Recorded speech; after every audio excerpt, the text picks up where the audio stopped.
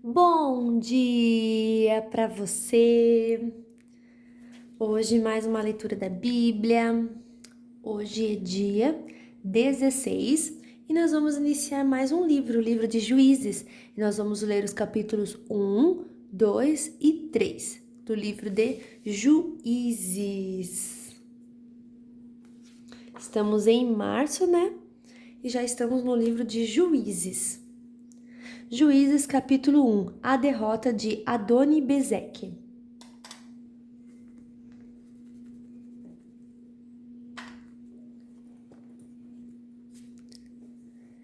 Depois que Josué morreu, o povo de Israel perguntou a Deus, o Senhor: qual das nossas tribos vai ser a primeira a atacar os cananeus?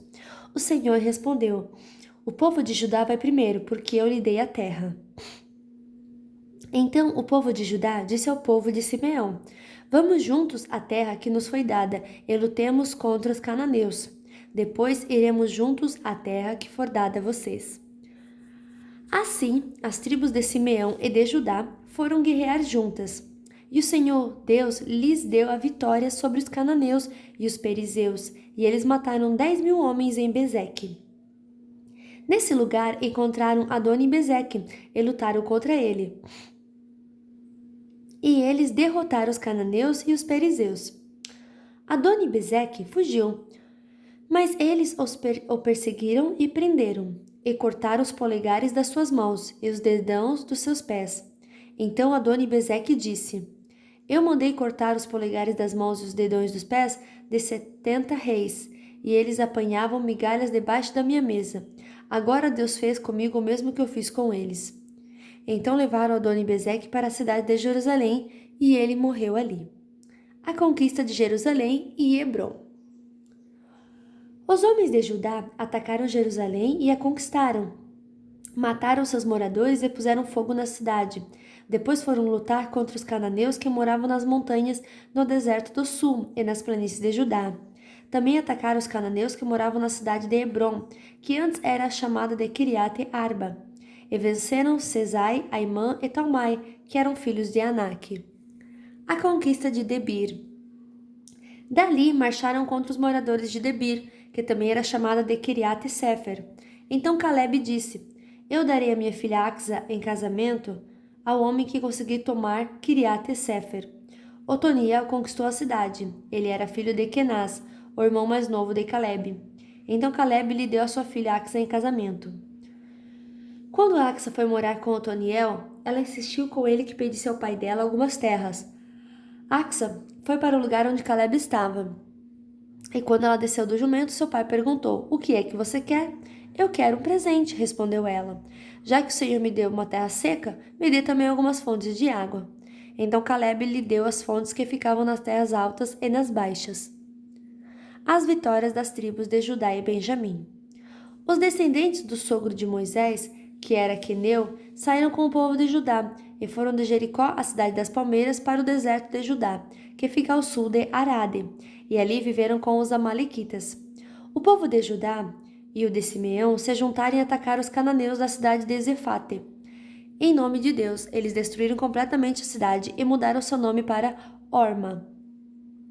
Eles não tomaram Gaza, Asquelon e Ecrom e os seus territórios vizinhos.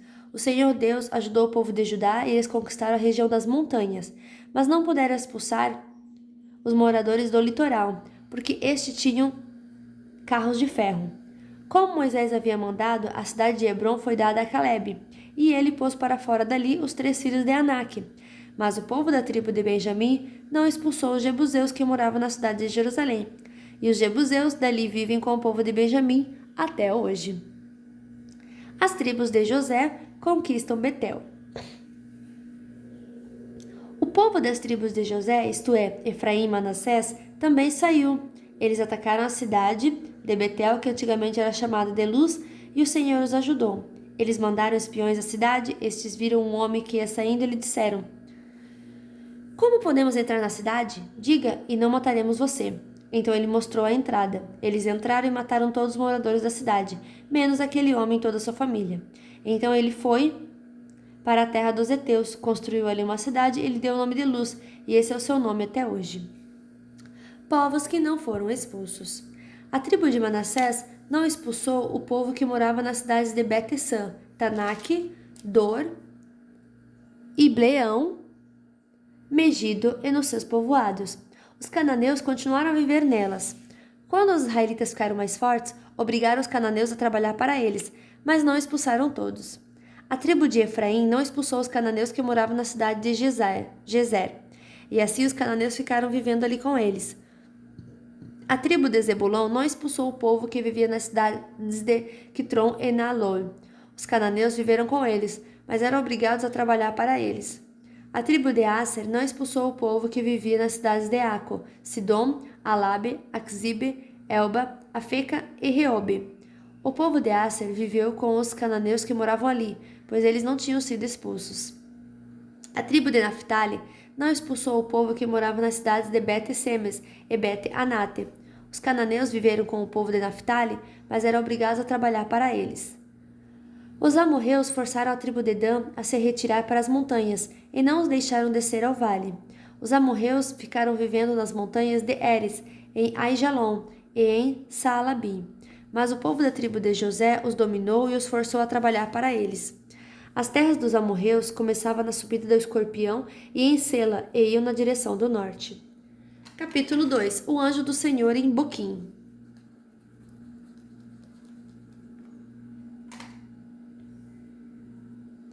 O anjo do Senhor foi de Gilgal a Boquim e disse aos israelitas: Eu tirei vocês da terra do Egito e os trouxe à terra que havia prometido aos seus pais. Eu disse: Nunca quebrarei a aliança que fiz com vocês. Não façam nenhum acordo com os moradores desta terra. Pelo contrário, derrubem os altares deles. Mas vocês não fizeram o que eu disse. Em vez disso, vejam o que fizeram. Agora eu digo que não tirarei este povo do caminho de vocês. Eles serão seus inimigos, e os deuses deles vão ser tentações para vocês. Quando o anjo terminou de falar, todo o povo de Israel começou a chorar. Por isso aquele lugar é chamado de Boquim. E ali eles ofereceram sacrifícios a Deus, o Senhor. A morte de Josué. Josué mandou embora todo o povo de Israel, e cada homem foi tomar conta do seu pedaço de terra. O povo de Israel serviu a Deus, o Senhor, enquanto Josué viveu. Depois que ele morreu, eles ainda continuaram a servir o Senhor, enquanto viveram os líderes que tinham visto tudo o que o Senhor havia feito por Israel. Josué, filho de Nun, servo do Senhor, morreu com a idade de 110 anos. Ele foi sepultado no seu próprio pedaço de terra, em Timnate-Heres, na região montanhosa de Efraim, ao norte do monte Gaás. Todas as pessoas daquela geração também morreram, e os seus filhos esqueceram o Senhor e as coisas que ele havia feito pelo povo de Israel. O povo de Israel abandona o Senhor. Então, o povo de Israel pecou contra Deus, o Senhor, adorando os deuses dos cananeus. Eles deixaram de adorar o Senhor, o Deus dos seus antepassados, que os havia tirado do Egito. Começaram a seguir outros deuses, os deuses dos povos que viviam ao seu redor. Eles adoraram esses deuses e assim fizeram o Senhor ficar muito irado. Abandonaram a Deus o Senhor e adoraram Baal e Astarote. O Senhor ficou muito irado com o povo de Israel e deixou que eles fossem atacados e roubados por povos vizinhos. Ele entregou os israelitas nas mãos dos inimigos que viviam ao redor, e por isso eles não puderam mais resistir. Sempre que saíam para lutar, o Senhor ficava contra eles. Como tinha dito, assim eles ficaram numa situação muito difícil. Então o Senhor Deus deu ao povo de Israel líderes fortes chamados juízes, que os salvaram dos que atacavam e roubavam. Mas eles não deram atenção a esses líderes. Continuaram a desprezar a Deus e a adorar outros deuses. Os pais deles haviam obedecido aos mandamentos do Senhor, mas eles não obedeceram. O Senhor lhes dava um líder e o ajudava. Enquanto esse líder vivia, o Senhor salvava o povo dos seus inimigos. Ele tinha pena dos israelitas, porque eles sofriam na escravidão. Mas quando o líder morria, eles voltavam a viver como antes e se tornavam ainda piores do que seus pais. Iam atrás de outros deuses e os serviam e adoravam. Teimavam em continuar nos seus maus caminhos. Por isso o Senhor Deus ficou muito irado com o povo de Israel e disse: Essa nação quebrou a aliança que eu mandei que os seus antepassados guardassem, e porque eles não têm obedecido, não expulsarei mais dessa terra nenhuma das nações que Josué deixou quando morreu. Assim verei os israelitas seguirão fielmente os meus caminhos, como seus antepassados seguiram. Assim, o Senhor não expulsou logo da terra as nações que ele não tinha entregado a Josué, mas deixou que ficassem ali. Capítulo 3. Povos que ficaram em Canaã.